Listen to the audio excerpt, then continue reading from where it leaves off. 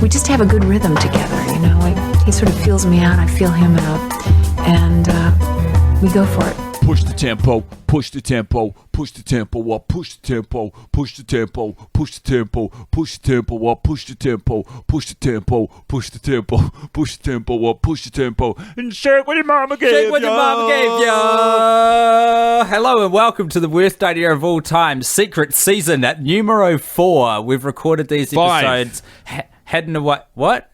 5. What do you mean 5? This is the 5th episode. Oh, I said seasons. The 4th season. 4th secret season. Oh, well, we've for hidden away in a sake. cupboard. What? That's right.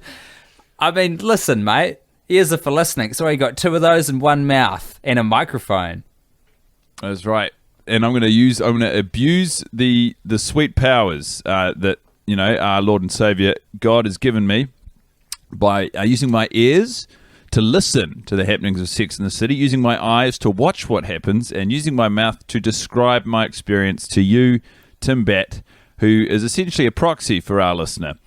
How are you, Tim? Tell me about your life. Guy Montgomery, I'm oh so good. Before I get on to my life, I'd just like to take this opportunity, because we really do it, to welcome in new listeners. If this is your first go around here, I'd like to explain what we do here at Worst Idea Enterprises, and that is Guy Montgomery and myself, Timothy Andrew Batt, watch and review a film ad nauseum. That's kind of that's the ticket. That's the whole thing. That's the show. We've done a whole year of Grown Ups 2, then we did Sex in the City 2, then we did We Are Your Friends, now here we are with Sex in the City. How many episodes of this do you think we'll get through? It's hard to say. This one's a bit of a doozy. I think we'll get through many episodes. So this week's episode is slightly unique. There's probably been a pretty substantial laydown period. Tim, you've been on a honeymoon. This is the beautiful thing about recording them all in secret. There will be no exposure to the lag for you, the good listener. But yeah, I've been away for like 3 weeks. I've been out of the goddamn country, away from my home, away from solid internet connections, and most importantly, away from the gals. Yeah, and while you were away, we did actually schedule an episode. Yes. I think while you were in Bali, Indonesia. That's right. That's right. And I did my due diligence. I watched the film, I made my notes, and I showed up for game day. And you, due to some sort of programming error, did not. I didn't even bring my boots. No. You were on the field you were warming up your hammies, just waiting for the rest of the players to take to the pitch. I was in the dressing room. What do you call it on a sports field? You got it. It's called a dressing room. I was in the dressing. Looked at my pack and my boots weren't even in there, mate. I had a Gatorade and that was it. Yeah. I hadn't brought the movie with me, is what I'm trying to get at. And that leaves us in quite the unique position now, whereby we're recording. I've watched the movie probably about a week ago now. You've watched the movie incredibly recently, and I figured, because it almost felt disingenuous. It's 7:30 a.m. here in New York City. I woke up at sort of 6:45, and have just been watching a grab bag of moments from Sex in the City.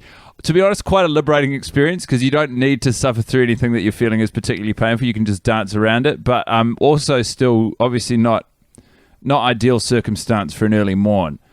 But I feel our respective takeaways and experiences with the movie on this episode will be quite unique.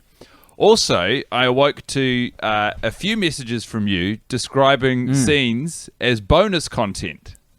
Absolutely. I had accidentally been watching a version that neither of us have seen before. And there isn't that much extra content. There's just 2 small scenes. I'm going by memory now, Guy, which I'm famed for my good memory. Like an elephant, my memory is. Hold on. But before I've got them up in front of me so I can jog your memory as necessary. You, for 4 weeks, you purport to have watched a version of this movie that has, for no apparent reason, just edited out 2 sort of 45-second scenes. Well, hold on. These scenes that I described, had you seen them? Every week. Wow. So we'd actually been watching different versions of the movie and didn't even know. Is it That's the first possible time that that's happened? Is it possible that you've just missed these scenes? Fuck, man, I actually thought that when I watched them, but then there was two, so I was like, no, this can't be it. That's possible. So the first scene that you messaged, you wrote this. You said, "Dude, I've just watched a different cut of the movie. I mean, I can sense the excitement at your, discovery." There's a scene with Carrie trick-or-treating with Rose and Runkle and Charlotte. So what do you want to tell me about that scene? Runkle is dressed as what's his name from the Addams Family? Uncle Fester. Lester. Fester. That's right. He's Uncle Fester, and Charlotte hasn't really gone to much effort. She's just sort of a cat. She's kind of phoning it in with some She's a little cow. cat ears. Is she? She's in a huge cow costume. Ears. She's got a giant udder on her front. Might have only seen that bit once, it just But flashed it's on super screen. recently, and you were so excited. I thought she was a cat because she's got little pointy ears on. But yeah, no. I want you to. It's fine. I want you to dig up that. I'm actually gonna, while you describe the scene, I'm gonna find that and I'm gonna send you a screenshot because the idea that represents a cat to you is absolute fucking madness. The other scene, which wasn't in the previous 4 watches that I had. And Guy, can I also say that I watched the movie 1.5 times today because I had a halftime penalty to catch up on because I was sort of asleep. You're a during generous the previous man. one. I never caught back up. Can you also tell me, Tim, what Rose is dressed as, if you can remember? No recollection of what Rose is dressed as. She's The Cinderella. princess? Yeah. More or less the same. She does say. She says that to Carrie. She says she's going to go as Cinderella, which I also think was edited out. Anyway, the other bit that was new this week, this episode, this watch, was a call from Stanford. That Carrie Blatch. receives. He is the gay best friend to Carrie Bradshaw, and he gives her a ring on New Year's Eve, and they're both very sad. He's sitting in a packed bar, but he's kind of just by himself having a drink, being lonely, and Carrie has recently been broken up with from Monsieur Big. You've sent me the screenshot there. I have. I just cannot conceive of a world where anyone would think that this is not a cow. Even if you only saw it in your periphery, it is just so... Guy, give me a fucking break, would you, mate? What's happened is I've captured like a loose bit of imagery in my head. I've seen the ears. It's not like I saw that on screen and went, oh, look at that black and white cat. I clearly knew it was a cow at the time. I haven't stored that in there because there's important shit in my brain, mate. Didn't want to gunk it up with the specific outfit that Charlotte's in. No, you're I don't know. It is unfathomable. I can't imagine anyone else in the world making this error. It is so... It's a memory test, for Christ's sake. It's not important, Guy. You're dwelling on the wrong issues here. It's not a memory test. It's a cat. I mean, I remember because you said she's gone to no effort. You didn't go to any effort in assessing her costume. Look at the udder. It's a big udder. It is an udder. What do you want from me, Guy? I see it's a cow. I'm sure I saw it was a cow at the time. But my memory took a little snapshot and just saw some ears. You're right. It's I'm like, making too much out of this. And so these 2 scenes that you observed for the first time, reportedly this week, did they add anything? Did they take anything away? Absolutely not. And I can absolutely appreciate why the editors in my version that I've been watching the previous 4 weeks decided to get rid of them. These things happen in movies. I think that you are those editors, and your patchy memory is who you are giving big ups to right now. I don't think so, because the version of the movie that I saw this week is, I think it's one that you put me onto, as it were. And the previous 4 weeks was one that I found by myself, as it was. I like the idea of me putting you onto my Sex and the City guy. Yeah, my guy's got the best stuff, man. Pure. You're in New York. There's a guy for everything. Absolutely. A guy for all seasons and all occasions. So you've seen 1.5 times worth of Sex and the City, Tim. What do you think of it? Pretty bad still. Well, actually, I don't know. It's not even that bad, really. I just don't enjoy it, and there's a difference between those two things. I was talking to someone today, actually. I was just at a pub quiz because I'm taking over from my friend who hosts a couple of pub quizzes. He's away for 5 weeks, so I'm going to host his quizzes. So I went and did the quiz by myself and how'd you struck go? up a conversation with Do you know what? Not as shit as I would have thought, but he did write a whole round which was Timbat or Batman. Where every question was just a fact, which was either about myself or Batman, and all the teams had to pick. But I struck up a conversation with a woman, and Hey, Tim. we ended up joining teams. Yeah. Nice. No, she was just having a drink, but she joined in on the quiz with me, so I had a teammate. Nice. And where was I going with this? Oh, I think we know where you were going with this. I ended up telling her about the podcast, and she was like, "The Sex in the City's good." Dude, nice. It was a question. It was either Bruce Wayne or I had created a podcast that had been downloaded millions of times, and everyone had to guess if it was Batman or Tim Bat. At any rate, but she was like, "But Sex in the City's good." And I was like, the show's good. The movies are hot garbage. The first one's bad. The second one's even worse. She said, yeah. Long way around, and I think you're to blame for that, Guy. Hey, dude. That anecdote was nice. Never hated you more.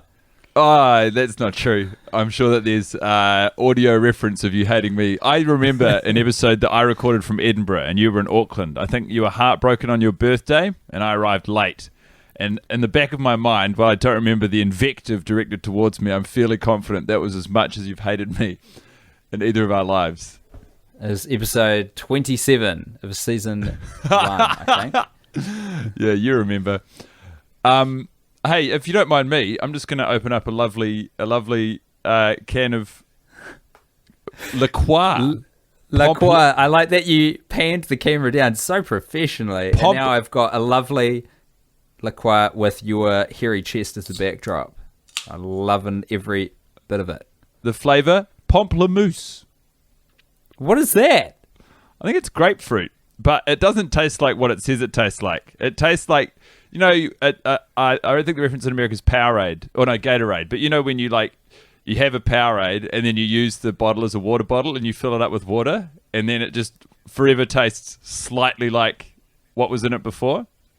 Absolutely. I'm pretty sure that someone put a whole fucking grapefruit in this can and then took it out and then they've just started putting water in it, and that's what we're drinking. But this is also like the 8th or 9th time it's been refilled. That's what La Croix is for me. There was something in this 8 or 9 recycles ago, and it was pretty flavorful. Do you not think if the gals were still palling around today, they'd have a lucrative deal with La Croix?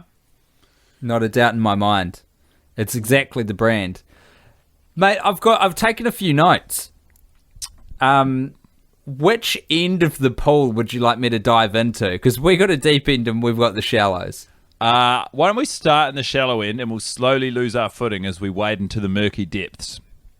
Smith Garrett takes his breakup after 5 years in getting his beloved through chemo like a champ. I know we've referenced this before, but the man takes it square on the chin. Oh, I cannot believe you're telling me this. I tried to champion Smith Garrett to you, and you're saying, no, you're having none of it. You're thinking it's no good. And now you're going to come in here and suddenly share an observation and feeling that I've been trying to fucking force upon you. I can't remember the exact contours of the convo, but I don't think I would have discredited your claim that he takes the relationship breakup well. It was the fact that he's a real jerk on Valentine's Day itself, which is the straw that breaks the camel's back between he and Samantha, as we all know. I don't think that's the straw that breaks the camel's back. I think that relationship, Samantha is already emotionally checking out of that relationship. Valentine's Day or no. She's got a wandering eye. She knows as much. She can talk about it openly with her friends, but it's not until they give her the encouragement to break up with him that she realizes she needs to be on her own. I mean, the sushi... She made an effort. It's that point in the relationship where you make that last gasp effort to try and win it all back. But double or nothing. Even if it went well, from the information we're given by Samantha, I do not think that relationship would go the distance. You could be right. You could be right. Certainly, I think it probably. I maybe. think you're right, though. I think it accelerated the breakup. 5 years, though, guy. It's not nothing. And she's just like, you know what, babe? No more. And he's like, yeah. Yeah, but Yeah. it's true. He's just such a chiller. He's like, yeah, it's all good. He's probably in the back of his mind like, I'm a millionaire movie star. And if he's got any emotional intelligence, he's probably clocked that she's checking out of the relationship. And has sort of probably done some emotional preparation for that conversation, because you're right, it doesn't take him off guard at all. He's sort of like, here it comes. Yeah. Here's the conversation I knew was coming. I wanted to mention that. I'd also just like to dig into with you, my friend, just how much money do we think Mr. Big has? I hadn't started thinking about this again until the scene where he buys the apartment and he just says, I'll take care of it. Like he's, as Carrie rightly says, like he's picking up a check at a restaurant for some multi-million-dollar penthouse apartment. How much fucking money does this dude have? Yeah, it's not an insignificant sum. It's got to be like he's got to be in the hundreds of millions if he's picking that penthouse up without batting an eyelid, isn't it? It doesn't break a sweat. That's got to beg the question: how has he accumulated such a vast amount of wealth, and at what cost? Because you can guarantee what they say: a rising tide lifts all boats. I don't think of Big as a rising tide. I think of him as sort of quite an invasive boat that's come into harbour and just sort of taken what he wants. I want to do this in a conversation tomorrow. Introduce a metaphor and then explain why it's the wrong one. Yeah. They say the kettle shouldn't call the pot black, but here's why that doesn't apply to what we're discussing right now. Yeah. It's beautiful. I love it. It's a hot new technique. That's everyone's homework, folks. If you're listening to this conversation, get out there, find the most obscure but slightly known saying that exists, and then tell people why it doesn't apply to the conversation you've just introduced it to. Here's the other thing about Big Guy. He leaves his writing of the vows to the very last moment. Like, it's the night before his wedding, and he rings Carrie saying, I'm here trying to write the vows, which has added more fuel on the fire for me, more evidence that the man is illiterate. Yeah, that's fair. I don't, to be honest, I don't know that writing your vows the night before is a bad decision. I think that's probably when you've got the greatest amount of emotion swirling through you. The scary part, I guess, is that he's struggling against it, which would suggest that he's living in fear of the union and the scope of the event. But he is a fucking he's an enigma, isn't he? This guy's a man of mystery. Hundreds of millions of dollars, cannot read nor write. Yeah. I mean, how do you imagine he's amassed this fortune without those sort of basic skills? I think we underestimate the power of a man who has certain skills in connecting people and making calls. I think if you can get on the phone and you can get a secretary to set it up so there's speed dials, so you don't even need to be able to read numbers. You just know that top left button is Carrie, but bottom left is Merrill Lynch and the VP who you deal with. And you just sort of have CNBC on to get a sense of how things are headed based on the talking heads. But and then just make some big calls. It's no guarantee of making money. You might occasionally get lucky, but that you're essentially spinning a roulette wheel. Mate, of course. This is what I'm putting his wealth down to. Just You've nailed it.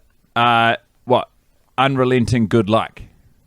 Yeah, and but you've got to also make your own opportunities for that luck to exist, Like, not a lot of people would have the confidence in themselves to both be illiterate but also be making tens of millions of dollars bets on the derivatives market. But most people aren't Mr. Big. John Preston. This is it. James John Preston. His How do name you is my name also. Yeah. How do you think I'm just imagining him wading into meetings, maybe not as the senior figure he is now, but as a junior, or certainly as someone who's working his way up the ranks. And they go, all right, everyone, we're at the AGM here. Who's read the year-long report? And everyone goes, yeah. And they go, all right, John, maybe you could start us off with your findings from what you've read. What does he say? This is where he excels, though. This is where the man comes to eat. If he had to read a paragraph from it, that would be no good. But he's so good, I think he would just direct them and say, gentlemen, we've all got the report. We've all read the report. It would be a waste of your time to reiterate what you already have. Here's what I think about the future direction of this company. This is how the man operates. John, I'm really going to have to ask you to just tell us what you thought about the report that we've all just read. Here's what I think about the report. I think it's... I think there's good stuff in there. And like all reports, we've got to take the nuggets. We've got to take those truths and we've got to run with them. We've got to recontextualize this. This was written a long time ago. This was written last week. That's in the markets, a century. You gentlemen understand what I'm saying. What are the nuggets to which you're referring, John? Synergy. Synergy. Yeah. No, there was a big chunk in there in synergy. Okay, sorry, I don't know why I was skeptical. Tell us your big ideas. Let me just get this book where I've scrolled them all down. But please, Jesus Christ. That I just want to barely a book. What you have there does not necessarily constitute a book, John. I want to let you know that if you're seeing some things that look a little freaky to you, both the nature of the tome itself and also the drawings which are contained within, I need you to understand that, when people found Da Vinci's notebook, they were very confused by the scrawlings that were written on there as well. And that motherfucker invented the helicopter. So here's one idea from my book that I've captured based on the feeling I got from the report. Guys, what do we know about rats? They fucking multiply like you wouldn't believe. I think we need to start farming them. And instead of looking at this as a huge threat, it's an opportunity. We've got to move it in that SWOT analysis, shift the columns. We're going to start farming rats and harvesting them for their fur and meat. John, I'm going to stop you there. Because that is the most brilliant idea I have ever heard in my life. Yes. Thank you. Brava. Thank you so much. Thank you. Are we going to peddle the meat and furs as rat meat and furs, or are we going to... Absolutely not. Absolutely not. You couldn't dream of doing that. This is New York City. The people would be in conniptions over the thought of being served rat meat. So here's what we're going to tell them. It's duck. And the fur? Also duck. Also duck. You've got it. You've got it in one. Well, I see no This is reason why to be we're at the skeptical top, of baby. this. Yeah, that's true. You gentlemen and I, we're on the same wavelength. We're operating at a very high frequency. Now let's go farm some rats. I hope this meeting's given you the confidence to buy whatever you see fit to buy. This is actually part of the origin story of Brady as well. And while we're talking about Brady, can I just get into the middle bit of the pool with my shining light? Him saying, I've got to go to the bathroom at dinner quite early on when Steve and Magda are there as well. Very funny stuff. Because if you look at his face, he's like... It changes in an instant, and it is the look of a young boy who has either just or is just about to shit his pants. It's your classic, I need to go to the bathroom, when the real sentence is, I've just gone to the bathroom. Yeah, exactly. I needed to have gone to the bathroom. Would be the grammatically accurate portrayal of that story. But yeah, it cracked me up, man. It's funny stuff. Oh, that's nice. Do you want to know my shining light, seeing as we're here? Yeah. I want to give a huge shout out to art department and props. We when Carrie sees the Vogue has hit the shelves, and she buys it, and she says, "I didn't want to buy it, but it was one less Vogue in New York." There's a cluster of leaves that blows into frame from the right hand side as she's marching down the sidewalk carrying her Vogue with a very determined, steely look in her eyes, and all I can see when I see that shot is just a poorly paid intern at the top of a ladder with a bucket of leaves. Maybe it was the last thing they shot on the whole film. Who's to say? But it does feel like the budget was getting pretty thin, and they were going, "Are you sure we don't need the leaves?" And they were going, "No, we don't worry, we're going to do the leaves." And they're like, "Well, this is our last take, so if you don't think it's going to look good, just don't do the leaves because everyone's got a wrap. We got to get out of here, otherwise we're paying overtime." And props goes, "We're going to do the leaves." And I mean, to me, it looks pretty obvious that there's just a handful of semi-wet leaves that they've put in a bucket and tipped out. And you can imagine Mattress Pikelet King going, "Fuck!" Well, that's a wrap. And it's just... I guess we've got leaves in the film now, everyone. Yeah. I hope you're happy, Rachel. I really, really enjoyed it. Good also, show. While we're here, I've got two sort of almost ethical questions. Now, the first one is Carrie's on the phone to Samantha. Yeah. Carrie is a successful writer. I mean, we know this. She owns a nice apartment. She lives a certain quality of life that is far beyond the reaches of most of us. She's doing all right. She's on the phone to Samantha. I can't remember exactly what they're discussing, but Samantha's in LA, and she's walking around a bookshop on the phone to her. And at the conclusion of the phone call, Carrie has picked up one of her own books and swapped it out for someone else's book on like one of those display stands. So, where they're like promoting maybe a new release or a new author. She takes her book. That's awesome. What do we think of that? Do we think that she's standing on people to maintain her reputation, or we think that that's just a good bit of fun? I think it's a bit of honesty. It's a bit of integrity in the film for that character, because it doesn't matter how high up the chain you get. Who among us, if you had your own product, wouldn't bloody shunt that to the front of the shelves, I reckon that's just wonderful and exactly what a writer would do.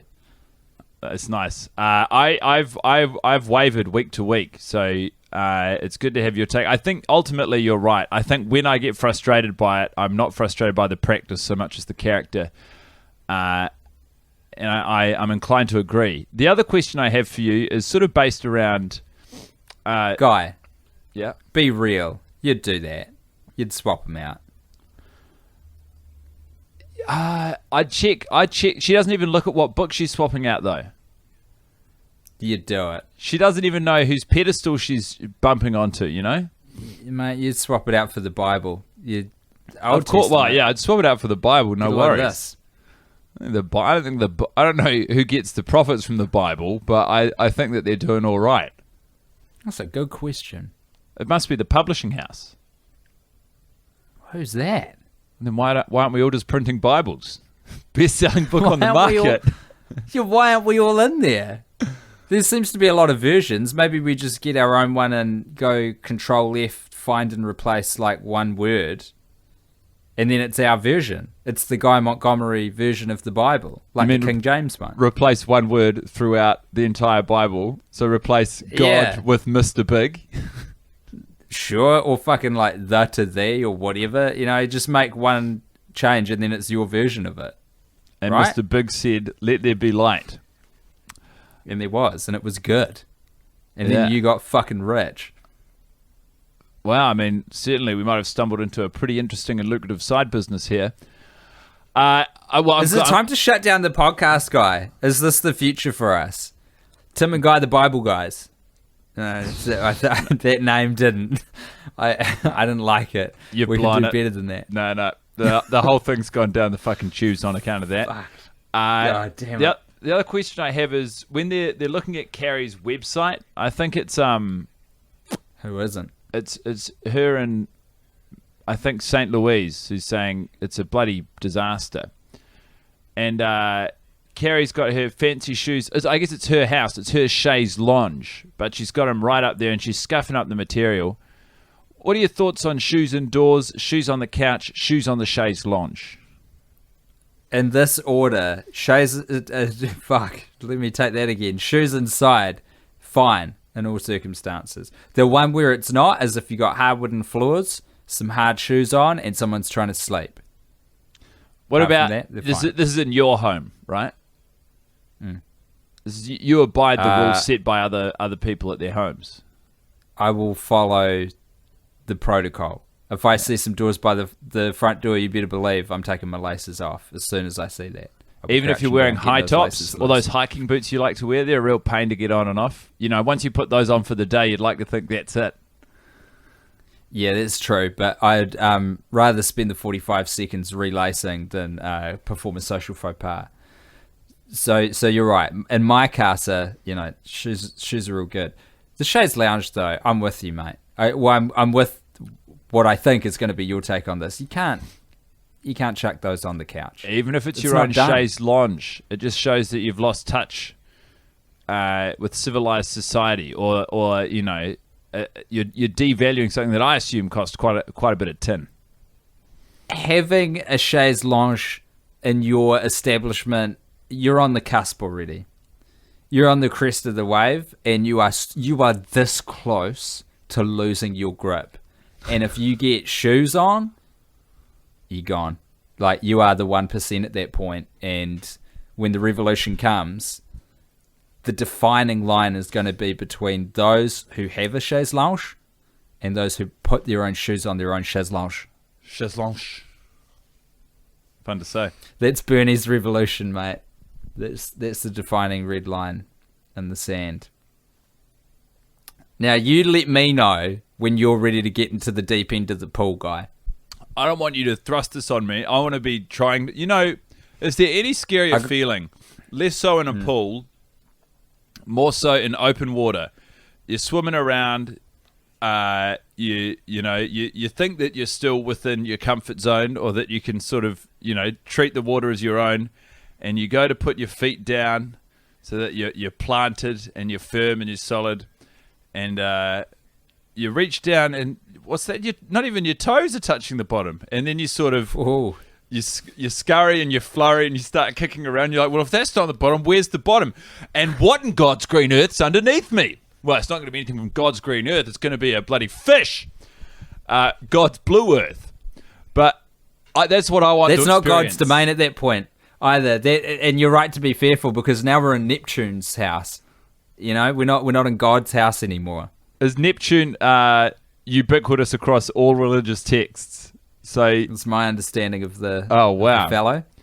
I love that. Is he a vengeful god? They all are, I guess. Neptune strikes me as a more ambivalent character. God, slightly petty from what I've read in someone's version of the Bible, but, you know, people are just changing them and printing their own to make money these days, so I don't know how trustworthy the text is. But Neptune just seems like he'll gladly wipe you out if you're in his way or anything, but he also won't hold a grudge. Yeah. You know? He's not that kind of guy. I feel like, I don't know, I mean, I think it's a generous estimation. To me, the guy feels like he'd definitely hold a grudge. Neptune would. Roman gods are freaky gods, man. Yeah. They love like creating half gods, half people, and having sex with them. And then if they look at them wrong over tea, they're like, I'm going to fucking, you know, you're going to go and do a bunch of shitty jobs. You're going to do errands for the rest of your life. And it's not like, pick up and drop off my dry cleaning. It's like, the errand I'm going to give you is to... Is it someone who delegates that boulder to push up a hill every day? Like, it's barely an errand. Yeah. Who does that? It's a terrible errand. Sisyphus? I don't know. Who is that? Who pushes the boulder? I'm going to look it up. You keep talking to me. As you slowly walk me into the deep end of the pool. I was just going to say that there is a lot of weird sex stuff with those gods. And it's not just the Romans, it's the Greeks. Sisyphus? Sisyphus. He did something to anger them that got him that boulder duty, though, right? Like he did something wrong. Yeah, And then he got his insides picked out by a bird from memory. It was so he was a king, and he truly believed himself to be smarter or more clever than Zeus himself. And so Zeus said, "Oh yeah, well if you're so smart, how about a bit of this? How about you push that fucking rock up a hill for the rest of your life?" And he's like, "This isn't fair." It's the dumbest activity. It's not like an IQ test or a game of chess. I saw a funny cartoon in a magazine recently. Is it Atlas whose job it is to hold up the entire world? And it's him and his partner like they're, I think, walking home, or maybe they've been to the grocery store, and he's holding the entire globe on his back, and then he's also got like just a bag of groceries pinched under it. And his partner's like, "Oh, don't be a fucking hero. Share the load." That's nice, and a solid message for us all. Guy, do you remember the bit of the movie where we find out that Carrie and Mr. Big's wedding has made it to page 6 of the paper? Don't think we even named that paper. Well, I took a little screenshot of this. I'm just going to do a slight readjustment so I can actually read this from the screen because the text ain't that big. So we've got, on the extreme left-hand side, bestseller bliss, the ultimate single girl, Carrie Bradshaw, will be married in Manolis. What does that mean? To New York financier John James Preston come fall, proving to single girls everywhere that there can be a happy ending after 40. That's fine. Describing what's happening in the movie, all good. I'm always interested to see what they put in to fill out the rest of the paper. You know, it's always an interesting wrinkle when you've got to chuck a lot of text up on screen. What do they mock up? They've included the article just to the right in full scope, full view of the camera, a JFK conspiracy putting forward that Lyndon Baines Johnson is right at the center of responsibility of a small cabal of people for the demise of JFK, one of the greatest American presidents ever. And it's all about a man called E. Howard. It says, and if I muddle this a bit, it's quite hard to read. E. Howard, the shadowy former CIA man who organized the Watergate break-in and was once eyed in the assassination of President Kennedy, bizarrely says that Lyndon Johnson could be seen as a prime suspect in the rub-out. Interesting word, rub-out. Only the most far-out conspiracy theorists believe in scenarios like Hunt's. But in a new memoir, American Spy, My Secret History in the CIA, Watergate and Beyond, out in April, Hunt, aged 88, writes, quote, having Kennedy liquidated, thus elevating himself to the presidency without having to work for it himself, could have been a very tempting and logical move on Johnson's part. The article goes on, Guy, but I won't bore you with the details. But it is amazing to me that is the article they decided to include in this mocked-up newspaper they had to make. So I've done a quick Google, and I've stumbled into a Rolling Stone article entitled "The Last Confession of E. Howard Hunt," published on April 5th, 2007. Yes, boy, I was reading about this earlier today. Take me there. Well, I mean, by all accounts, it feels like they were going for... Obviously, the JFK assassination isn't necessarily current affairs, but digging back into it, maybe they were like, what would be on it? What is in a paper, this week? And then, is this a Hansel and Gretel trail? Is Mattress Pikelet King, beyond making these... Pikelet King... I think there's a lot of people in Hollywood, they're all connected, and, they know things. Hollywood people, do they know things? What do they know? Let's find out. I think that Mattress Pikelet King knows a lot more than he's been letting on through his career with Sex and the City about the demise of the great President Kennedy. You think Sex Sex and the City are these quite large flares or sort of SOS type messages that he has constructed. If only there was some sort of analogy from Greek mythology which could describe the practice of building a giant construct in which you mask your true intentions. But alas, I suppose that will have to wait for another lifetime. I think of a horse, and now I think of a tree. Tim, this is no time for you to distract me from my mission. No, you're right. But it is interesting. So this guy's real. This is a real dude. He did die, and a couple of his sons on his deathbed.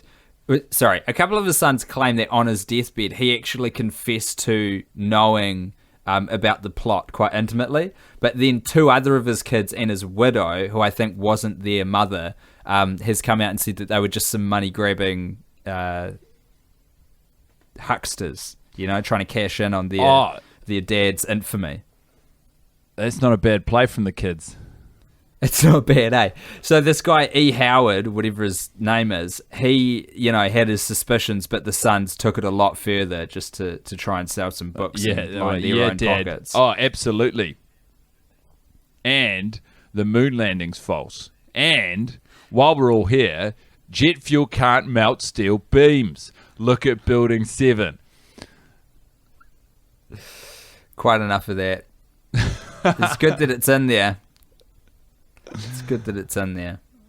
It is nice. If we are reading screenshots from the film, this is one I picked up a little while ago. So when they do the beautiful overview, they say here are our characters for the story we're about to tell. For those of us who might not have watched the series but are at the cinema, and she describes Charlotte York, and as she describes Charlotte York, there's because she uses her friends as fuel for her career. We get a brief glimpse at one of the chapters from one of Carrie's books, maybe Manhattan, maybe something else, and this is the finished article. This is the published book, presented as such, and I'll read for this from you what I can. It says something at the top. I can't make it out. Then it says Trey McDougal was Charlotte York's dream man, handsome, Well, 2 out of 3 ain't bad. It was a perfect sunny day in June. So this is describing their wedding. I had sex with you're late. I've been done to talk to you. It goes on and on. It's like a paragraph. And in the last sentence of the paragraph is, hey, what are we talking about? I said, Miranda nodded. Have you got a mint? I have major coffee breath. And then beneath that, Carrie, in a classic play, actually, I don't know if this is a classic play. Like, this is the sort of thing you'd do if you were in a first-year university, like if you had to submit a first-year paper for philosophy, and you're like, fuck, I haven't done the work.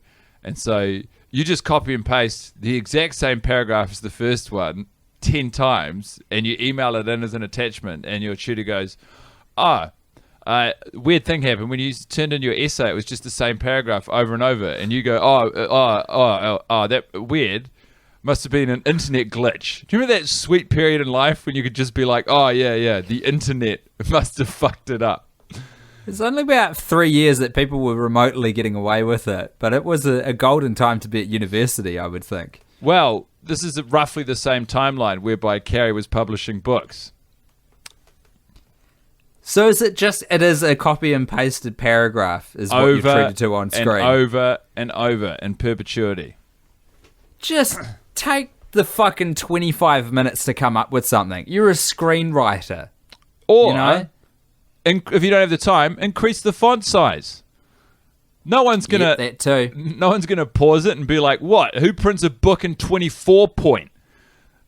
I mean, we probably will. But they will. They will pause it and have you up on the repetition. Yeah. So I tell you what. I mean, while what we're doing is probably not of interest to anyone else. Anyone? It certainly feels like we're making some pretty powerful inroads into this deep end of the pool. There's one last thing. Let's get out of the deep end. Let's chill out at the shallow end with a G&T in hand. We haven't mentioned yet the fact that Smith Garrett, who is later revealed to be a mystery bidder at an auction that the gals are at where Samantha's got her heart set on this beautiful ring, and she's bidding against someone for it. She really wants it, and it turns out to be Smith has bought it for her. Fuck, man, how much money did they waste going up against each other for her to ultimately get it anyway? Like $40,000. The bidding started at 10 grand. There isn't a iota of interest from anyone else in the auction house except for that one person bidding on Smith's behalf and Samantha. How fucking rorted did they get? I agree, but for, the good fortune of their financial circumstance appears to be not that they've burned an extra, $30K on this, frankly, pretty gauche. It's garish. Ring, but it's that what it represents to Samantha is a lack of independence. I mean, how sound are they doing? What does their joint bank account look like? If it's not like, oh my God, we just spent $30,000, but it's like, oh my God, just let me buy my ring. Also, that what really shat me about They're not communicating well. What shat me about that is Has Charlotte never been to an auction before? Her obsession with someone being on the phone is like, well, that's not fair. Like, dude, I've never been to an auction before, but I wouldn't be shocked to see that because I've read a fucking book or seen a TV show in my damn life. Her general crazy shouted upbringing. Her obsession with like order and rules it drives me up the wall. I don't know that but Charlotte. That's what she is, I mean, guy. I don't know how. Yeah, I guess I don't know how she's written in the show, but her as she's represented in the movies, she is one of the last people I'd like to be in a corner with at like a barbecue or a dinner party. It's like, sometimes you get caught talking to someone and in the back of your mind you're like, oh, fuck. The sort of person who, as soon as you start looking around at the other conversations, you're like, oh, how has everyone else got so much to talk about? I mean, I am really out here right now. I think you're being very harsh on Charlotte. I'd love to have a little convo with her at a BBQ. I think it'd be delightful. What common ground do you share? Possibly none. And in there lies the fantastic and rich conversation before us, exchanging cultural identities, filling in each other's gaps, finding out what it is like to live on the other side of that beautiful white picket fence. I say this with nothing but love and respect for you, Tim, I don't think Charlotte would give you the time of day. I genuinely don't think. Like, I think that didn't feel loving or respectful. You'd ask her a question, she'd answer. She'd either sense that you're not worth asking a question back to, or ask you a question. Oh, guy. You would say, "Oh yeah, I'm from New Zealand. I live in Auckland with my beautiful wife," and she'd say, "Oh, okay, that's lovely. I'm just gonna. Are you okay for a drink? I'm just gonna go and top up my bubbles." And you'd be like, I am a sparkling conversationalist. You know this about me. I don't doubt that. I would definitely be able to. I would be able to hold court with Charlotte. Whatever her last name is. There's no one I'm happier to be sidled up next to at any social event. But I'm telling you, Charlotte York would not give you the time of day. And the fact that it's kind of embarrassing. The fact that you desire her conversation so badly. I would. Well, I do now because you've told me that I would be unable to obtain it. Really shot the value up. But I guess we'll never know because she's a fake character that I'm going to be watching on a small or large screen for the next, who knows, 6 months of my life. Yeah. Well, it's late where you are and it's early where I am. I can't tell you how late it is except to say that it's 12:28 a.m. And it's 8:30 a.m. here. What can I look forward to today, Tim? Guy Montgomery. The 4th of September has started off uneventful and dark. Possibly because it's the middle of the night. I want a review of the 3rd of September. It's Labor Day here in America. Ah, well, here's your opportunity to put on all those white clothes you're so crazy about wearing because you must put them back in the cupboard after today. For how long? I don't know. All right. But here's my review of the 3rd. It's groovy. Cool. Well, lots to look forward to. Well, have a great and restful sleep. Don't take that stuff about Charlotte too hard. I don't, mate. I know you say it with love and respect, even though it sounds like the opposite.